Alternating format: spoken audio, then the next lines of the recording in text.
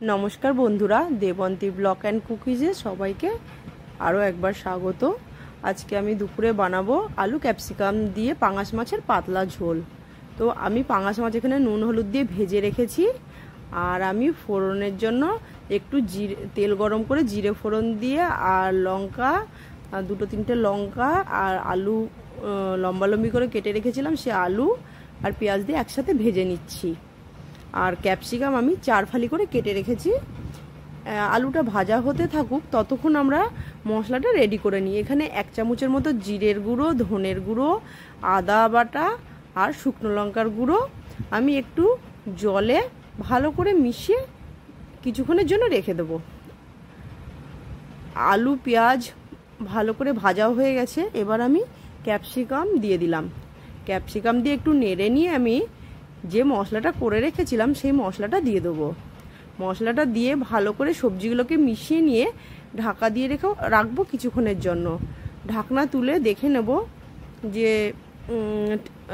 মশলাটা কতটা তেল ছেড়েছে কিনা। তারপরে আমি একটু হলুদ মিশিয়ে দিলাম আর সামান্য নুন মিশিয়ে দিলাম, দিয়ে ভালো করে আরও একবার মশলাটাকে আরও একটু কষিয়ে নেব। মশলাটা এখানে ভালোই কষে গেছে, আর তার মধ্যে একবার দেখেও নিলাম যে সবজিটা কতটা আমার হয়েছে। এবার আমি ঝোলের জন্য জল দিয়ে দেবো। ঝোল যতটা পরিমাণ রাখা হবে সেই হিসাবে জলটা দেওয়াই ভালো। তো জলটা দিয়ে দিলাম, আমি এখানে মিডিয়াম ঝোল রাখবো সেই হিসাবে জল দিলাম। তারপরে আমি এই সামান্য নুন আর হলুদ দিয়ে আবার ঢেকে রাখলাম কিছুক্ষণের জন্য। ঝোলটা ফুটতে শুরু করেছে, এবার ঢাকনা তুলে একবার সবজিগুলোকে ভালো করে নেড়ে চেক করে নেব যে সবজিগুলো কতটা সিদ্ধ হয়েছে। সবজিগুলোকে চেক করে নেওয়া হয়েছে, সবজিগুলো মোটামুটি সিদ্ধ হয়ে এসছে। এবার আমি মাছটা দিয়ে দিলাম, যে মাছটা ভেজে রেখেছিলাম। মাছ দিয়ে আরও একটুখানি 2-3 মিনিটের জন্য ঢাকনা দিয়ে রেখে দেবো। তো ঝোলটা ফুটতে শুরু করেছে, সবজিগুলো আমার ভালো সুন্দর সিদ্ধ হয়ে গেছে। এই যে দেখে নিচ্ছে আমি ক্যাপসিকাম আলু সব ভালো সিদ্ধ হয়ে এসছে।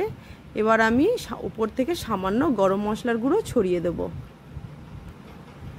সামান্য গরম মশলার গুঁড়ো ছড়িয়ে দেওয়ার পরে আমি আবার একটু হালকা হাতে ভালো করে নেড়ে তারপরে ঝোলটাকে আমি নামিয়ে নেব।